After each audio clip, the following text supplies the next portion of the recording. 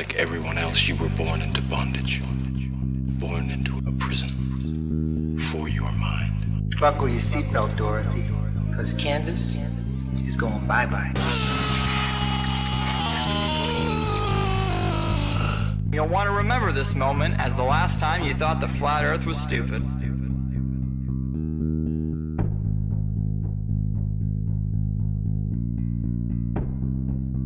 Hello everyone, this is ODD, and yes, I'm finally admitting that even though I don't like labels, I'm a flat earther.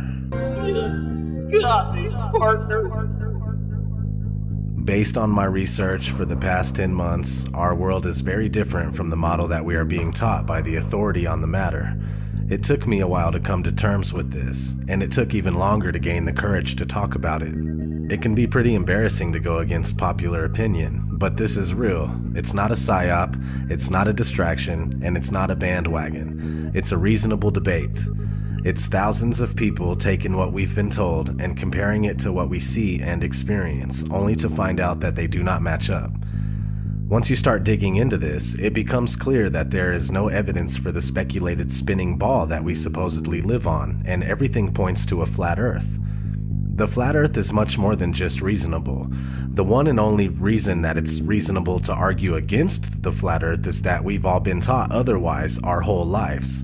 We blindly believe something that A, has never been proven, and B, is pretty much fucking impossible. Thanks to people like Eric Dubay, the flat earth has re-emerged and it has more steam than ever. Before I've ever even entertained the flat earth, I knew not to trust the space programs of the world. Close examinations of NASA and other space programs reveal that things aren't what they seem and that we, the people, are being lied to. We have no real pictures of the Earth, and no matter how hard we try, we just can't find the curvature.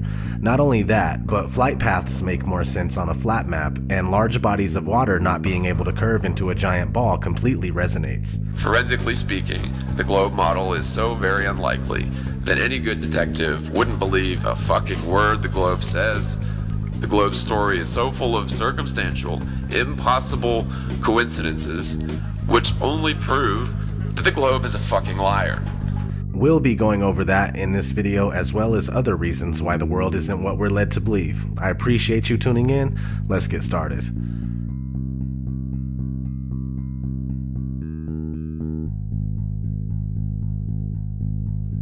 Our daily observations of the Earth are consistent with a flat and stationary surface. Most, if not all, ancient civilizations knew that the Earth was flat. The people of today would say that ancient cultures were ignorant and unaware, yet they accomplished great feats that we still can't accomplish to this day. The truth is that they had real knowledge, and some of us only have an education. But what is an education? Education is when you are told what to think and how to think. Those that are able to remember and regurgitate what they've been told on command are considered well educated. But there is a big difference between being educated and being intelligent. Just because you believe what you've been told doesn't make it true. In fact, the flat versus spherical Earth is a debate that has never really died. It's been raging for centuries. It was a huge argument as recently as the early and mid-1900s, but with programs like NASA, founded in 1958, the latter half of the 20th century was a win for the spherical Earth. It wasn't a question for the average person anymore. Though at the time the shape of the Earth was still up to be proven, NASA claims that they went to the moon and captured a shot of the spherical Earth as if they always knew it was indeed spherical. Those of you who think this technical difficulty was planned and think I'm scamming you, go do it for yourself. Because you're going to find the exact same thing. I got nothing to hide here. This is live on the air, okay? I'm going to zoom in on the Earth in Photoshop. Can you see the Earth? To image, adjust, levels, and I'm going to bring the levels over here. And I'm going to bring the levels up. Uh-oh. What is that? Why is there a square box around the Earth allegedly taken from the scientists on the moon in Apollo 17? And people wonder why I don't trust NASA. That's why I don't trust NASA. I mean, they're always out there saying, you know, Rob, everybody's trying to show you stuff from space and you keep rejecting it. This is why I reject it. These guys are liars. you know? What are some of the basic observations someone can make to ascertain that the Earth is neither a globe or spinning? We've been taught that we're on a ball spinning around the sun, and so to hear that you might be on a flat plane, motionless at the center of the universe with all the celestial bodies spinning around you, just as it appears, actually comes as a surprise. But it shouldn't, because our eyes, experience, and common sense all tell us that the horizon is perfectly flat, and we feel motionless. We don't hear ourselves whizzing by at thousands of miles per hour. No matter how high amateur rockets or balloons have gone up, the horizon rises to the eye of the observer all the way up, and that's only consistent with a flat plane. Their theory just gets more and more wild as time has gone on. And so, yeah, it began with the spinning Earth going 1,000 miles per hour, which is then circling around the sun at 67,000 miles per hour, which then they decided the sun wasn't a heliocentric model, but more of an acentric model, where they don't know where the center is, and we're just exploding out of a big bang. So the sun, we're spinning around the sun, and then the sun and us are spinning around the Milky Way galaxy, they say, at 500,000 miles per hour. And then the entire Milky Way galaxy, they say, is shooting off from the Big Bang at 670 million miles per hour, almost the speed of light. So there's at least 4 rip-raging, contradictory motions supposedly going at all times, yet you don't experience any of it, nor can you measure any of it using the stars. The flat motionless Earth, not only is it the greatest conspiracy of all, it's also the easiest to prove. I mean, it just is flat and motionless, just as it appears. Look into it more and more, make it a thing to try and debunk it, if you will. You know, even if you want to do it that way. Negative reinforcement works too. Try as you will, you're only going to find proofs for the flat motionless Earth. You're not going to confirm that you're on a spinning ball.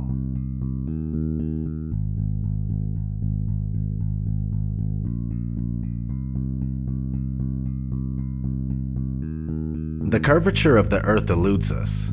Either the Earth is much larger in circumference than we are told, or the curve just doesn't exist. People assume that there is a curve, but it's never really been proven beyond a reasonable doubt. Cameras with fisheye lenses, Hollywood movies, and NASA CGI are the closest we get to seeing curvature.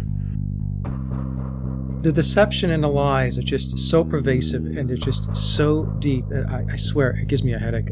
The surface of water is always level. This is just natural physics. We know this, that water, if unobstructed and uncontained, will flow outwards, finding it the easiest course to maintain its own level, right? So, but the Ball Earth model claims that the oceans are huge 100-mile walls of curved water curving around the ball. That's ridiculous. They say that gravity makes this possible, but you don't see that. You go to the beach, you see a completely flat horizon, you see water just ever so gently coming up on the shore. So there's the pretty blue marble that NASA claims we are living on, with circumference of 24,901 and 3959 radius. So to find the curvature, you take 8 inches times your distance squared. That's 8 inches times your distance squared, and if you don't square the distance, you end up with this, and this is not what NASA has shown us. They have given us a beautiful blue marble that we love. So you get 8 inches for 1 mile, 32 inches in 2 miles, 16.6 feet with 5 miles, so on and so forth. So what I did is I shot this pier, which is in Daytona Beach, Florida, and as you can see, between the water and the walkway of the pier is about 12 to 16 feet based on the height of the people and the railing. So I started at Granada, which is 4.92 miles away, and I shot this, and based on that distance and the formula, there should be 16 feet of curvature, but obviously you can still see the entire gap under the walkway there between that and the water. So in addition to that, behind that pier is actually a lighthouse, which you can see right above the pier. You can see the light. That is 16 miles away from my location. And I shot that lighthouse. Now that lighthouse is 175 feet tall, and the curvature from 16 miles away should be 170 feet. You can clearly see about the entire lighthouse beyond that pier. So like I said, there should be 170 feet of curvature, but there's none. And those hotels there are even further. Those are in New Smyrna, which is 20 miles. If NASA is right, and there is, we do live on a ball, they're going to have to make up that curvature. If it's not in the 20 miles I'm shooting, well then that means it's got to be made up further on down the line. So you can't have it both ways. You can't say we live on this ball and then say, oh, you can't detect the curvature. Well, you got to detect it somewhere, because if it's not dropping here, it's going to have to drop even more down the lines in order to make that circle, that ball they say we live on. And it's pretty round. That blue marble they give us is perfectly round. Lighthouses are one great example. The Isle of Wight Lighthouse in England, it's 180 feet high and can be seen up to 42 miles away, a distance at which modern astronomers say the light should fall 996 feet below the line of sight. Why can you still see it? Another one worth mentioning that people be familiar with is the Statue of Liberty. It stands 326 feet above sea level, and on a clear day can be seen as far as 60 miles away. Now, if the Earth was a globe at the dimensions that they give us, that would put Lady Liberty at an impossible 2,074 feet below the horizon.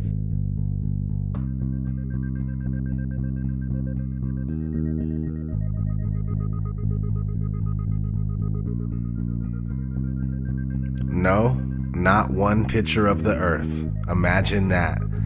2016, and we still don't have a picture of our home. Thousands of satellites supposedly orbiting the Earth. Why can't we get thousands of pictures? One shot with the whole Earth in it. Hell, we should have a channel on cable that shows the Earth rotating 24 hours a day, every day. Nope. Let's listen to NASA's very own Robert Simon talk about how we get our fake pictures of Earth. In 1972, we saw our home in a new way. Apollo 17 astronauts snapped this picture. It gave people the first look at their home planet as a single entity. Last week, scientists at NASA released this. The shot is compiled from data from NASA's VEERS instrument, which orbits the Earth about every 100 minutes, taking measurements of light coming off the planet. That can be translated into ribbons of imagery like this, and then into one of these. And this is just the latest in NASA's Earth from Space album, which may be one of the most mind-expanding collections of images in human history. Then in 2002, Blue Marble 2.0, NASA's Rob Simon made this. Simon's job is... It's primarily taking data and making pictures out of it. That's what this is, a composite of data sets from several different instruments translated into a picture. So we actually had to take clouds out. They stashed the clouds for later, went onto the ocean. That came from an instrument that measures phytoplankton in the sea. Where it was low, I colored it dark blue because they're low mostly in mid-oceans. And then where it was a little bit higher, it was like a little bit brighter green. Then add the clouds back in. There's a small problem with it because there's a very slight gap in between each orbit. So some of those are painted on. It is photoshopped, but it's has to be. Then there was another layer to sort of simulate the atmosphere. And then there's this little bright spot. It's called the specular highlight. So it's the reflection of sunlight off of water. Those are the pieces, but you can't just slap them all together. It just didn't look realistic. It looks kind of flat, or the clouds are sort of too see-through. So I just hit Command-Z a lot. There's artistry to creating the world. What I imagine it to be. Unfortunately, I'm not an astronaut. I've never been to space. But I've looked at these images over and over again, trying to sort of get the essence of it. It is photoshopped, but it's has to be. It is photoshopped, but it's has to be. It is photoshopped, but it's has to be.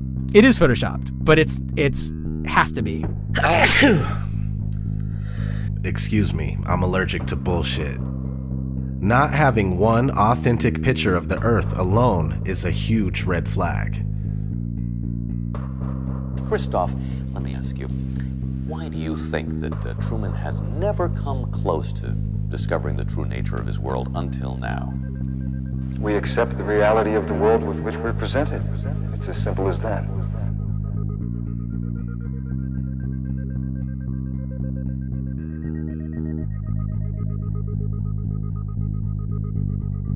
The flat Earth model is a working model. It's by no means definitive due to the nature of this massive cover-up.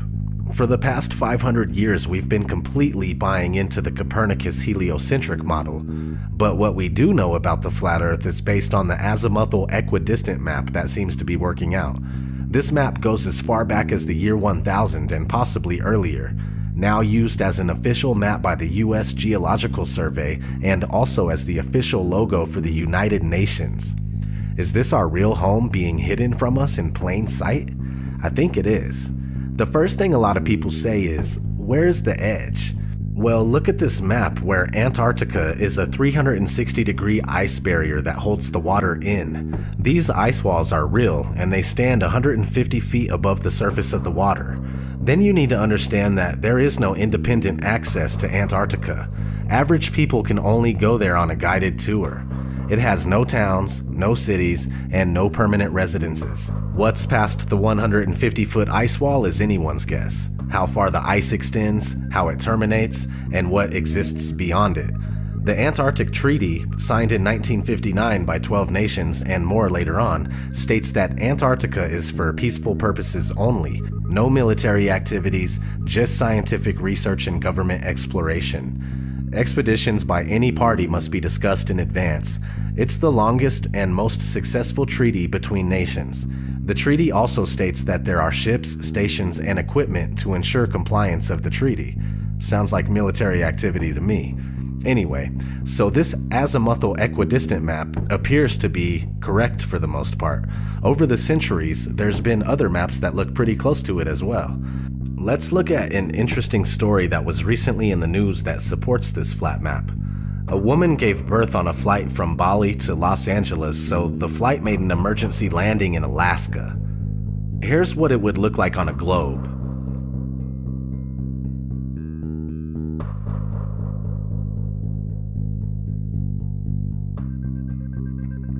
Now, here's what it would look like on a flat Earth.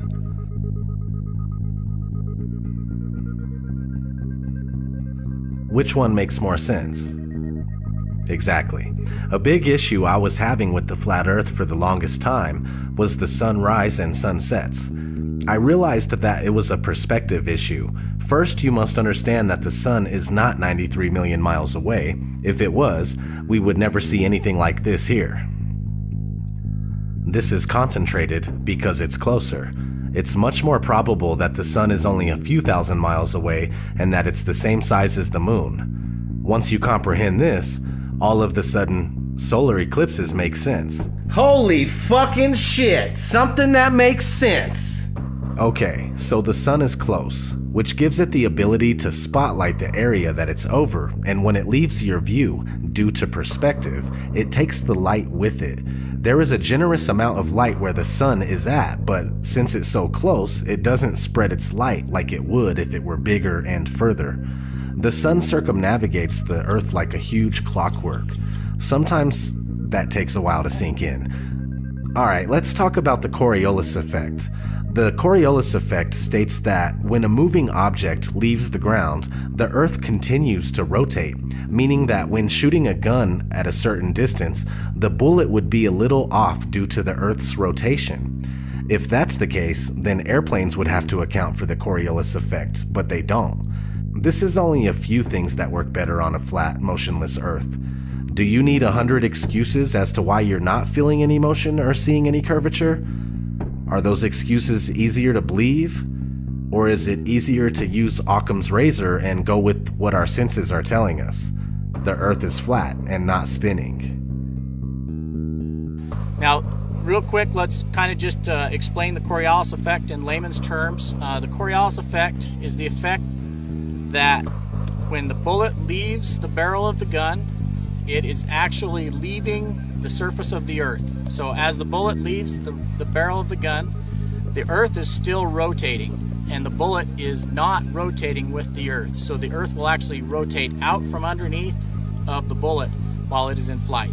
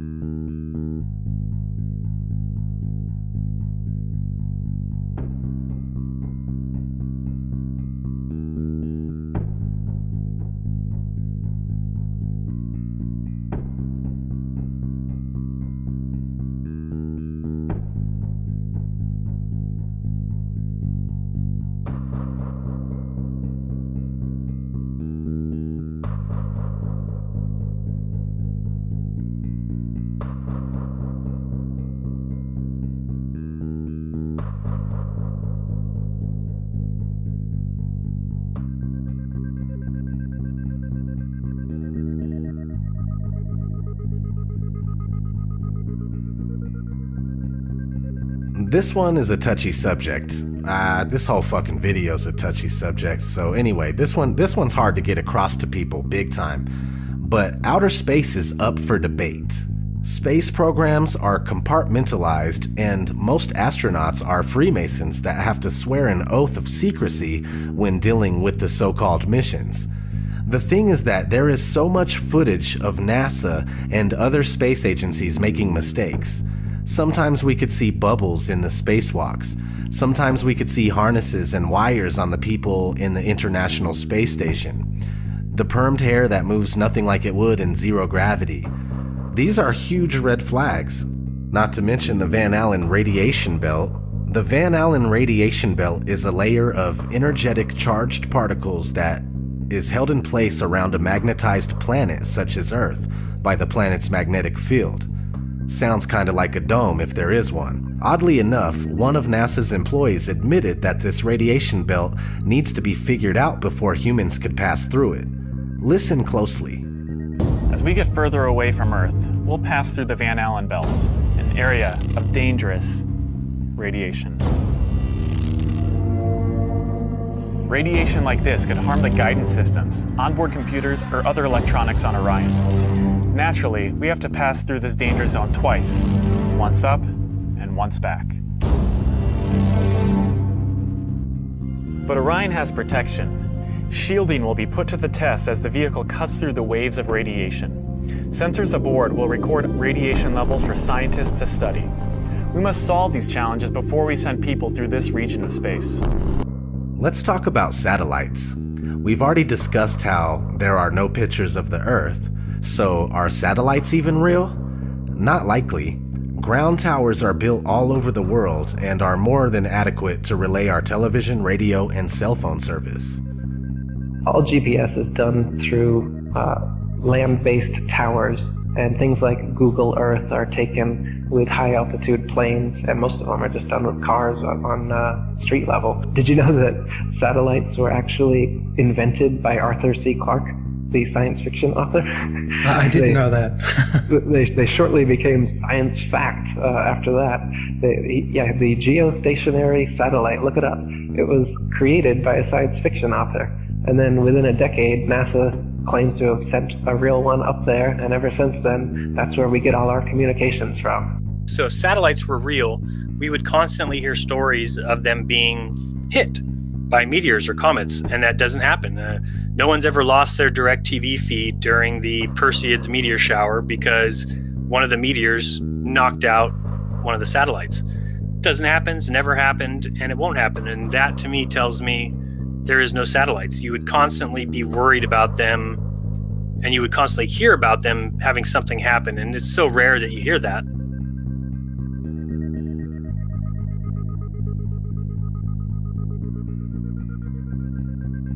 So you may or may not have heard the term cognitive dissonance.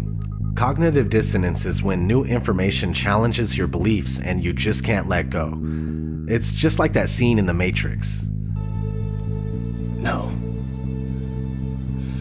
I don't believe it. It's not possible. Stop. Let me out! Let me out! I want out! We have a rule. We never free a mind once it's reached a certain age. It's not easy going through this kind of deception and then realizing that your whole life was spent thinking and believing one thing when it's the opposite. Nobody wants to feel like they've been fooled, like they've been had. I'm a human just like you, and I never would have thought in my wildest dreams that I'd be on this kind of journey. This journey of realization and reckoning. This journey of putting everything I know to the side so I can absorb information that seems ridiculous, yet so sensible. It's time to say fuck it. It's not your fault that you were wrong. It's not your fault that you fell for a trick that the whole world also fell for. I'm right here with you. It's time to take down your mental barrier and recognize that we have a lot of work to do in order to find out what this place really is and why we're here. It's not to be slaves of the dollar. It's not to be slaves of the clock. Our reality is being manipulated and hidden from us. Please wake up and try to awaken those around you.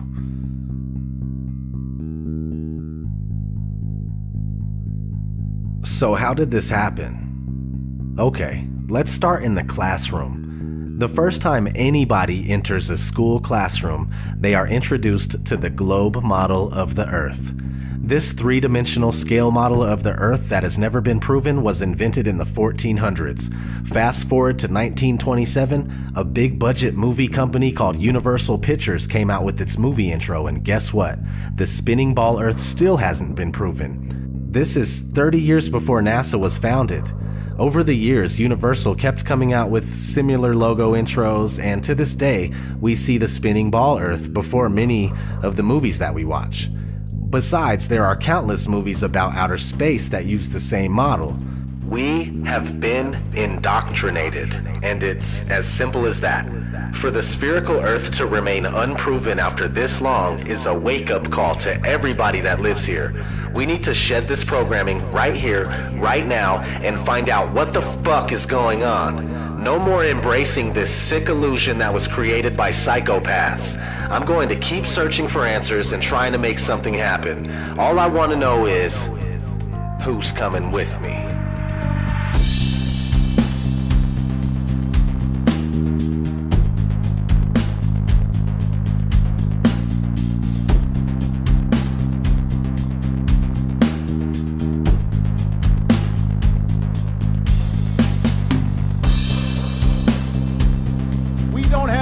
For a meeting of the Flat Earth Society.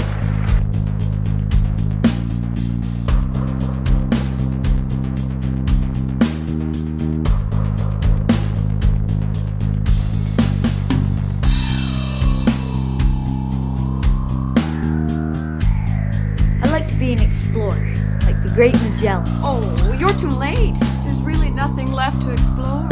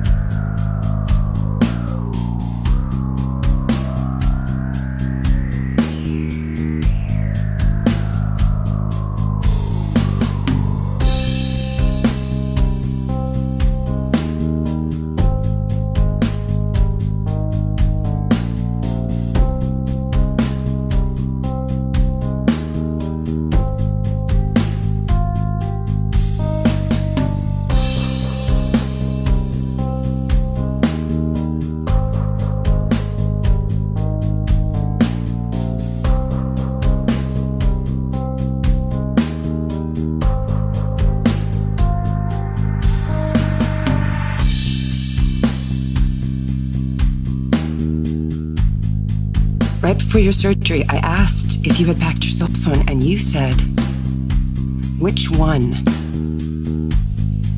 When? Skylar, I was medicated. I mean, I could have said the world was flat. You know what I think? I think you accidentally told the truth.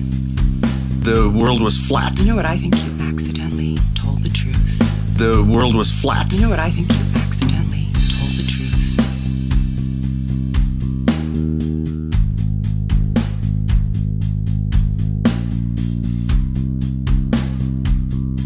really the evidence shows me that it's flat and stationary. There is much more evidence based on just pure analysis that it's flat and stationary.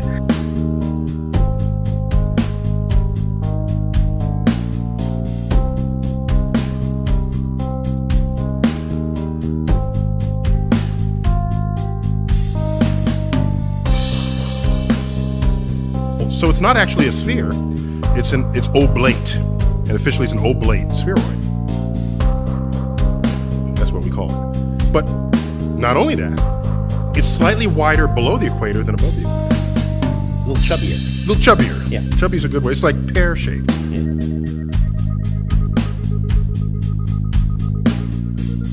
Really, we're in big trouble as far as lack of critical thinking and lack of free thinking. We really are in big trouble. We need to step it up as far as the awakening goes. You really need to put your thinking cap on, and you really need to start to look at these things and look at them with a critical eye and with a critical mind.